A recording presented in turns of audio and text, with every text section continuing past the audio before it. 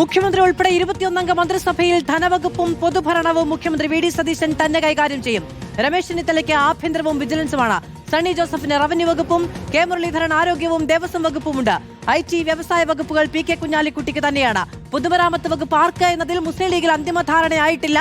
റോഷിപാൽ വിവരങ്ങളുമായി ചേരുകയാണ്. റോഷിപാൽ, വിജ്ഞാപനം എപ്പോഴത്തേക്ക്?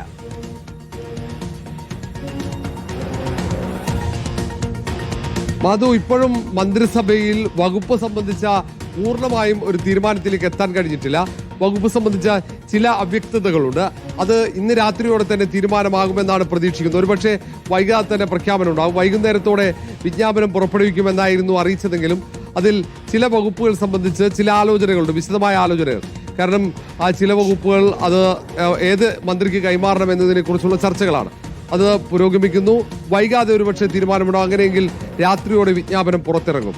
ഏതാണ്ട് പ്രധാനപ്പെട്ട മന്ത്രിമാരുടെ, മുതിർന്ന മന്ത്രിമാരുടെ വകുപ്പുകളിലേക്ക് തീരുമാനമായതാണ്. അത് മുഖ്യമന്ത്രി അടക്കം നമ്മൾ നേരത്തെ പുറത്തുവിട്ടതാണ് അതിന്റെ വിവരങ്ങൾ. അത് മുഖ്യമന്ത്രി ധനകാര്യവും തുറമുഖം ഉൾപ്പെടെയുള്ള പ്രധാന വകുപ്പുകൾ കൈകാര്യം ചെയ്യുമ്പോൾ നേരത്തെ രമേശ് ചെന്നിത്തല ആഭ്യന്തരമൊക്കെ കൈകാര്യം ചെയ്യുന്നു.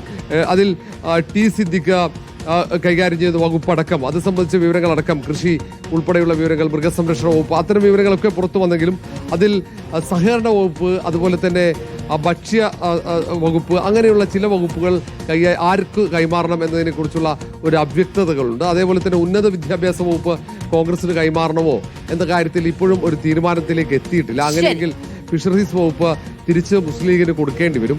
അതുകൊണ്ട് തന്നെയാണ് ഒരുപക്ഷെ തീരുമാനം വൈകുന്നത്. ഏതായാലും ഏറെ വൈകില്ല, ചർച്ചകൾ പുരോഗമിക്കുന്നുണ്ട്. ഒരുപക്ഷെ ഇന്ന് രാത്രിയോടെ തന്നെ ഈ വകുപ്പ് സംബന്ധിച്ച തീരുമാനമാവുകയും വിജ്ഞാപനം പുറത്തുവരികയും ചെയ്യും. റോഷിപാൽ വിവരങ്ങൾ നൽകിയത്.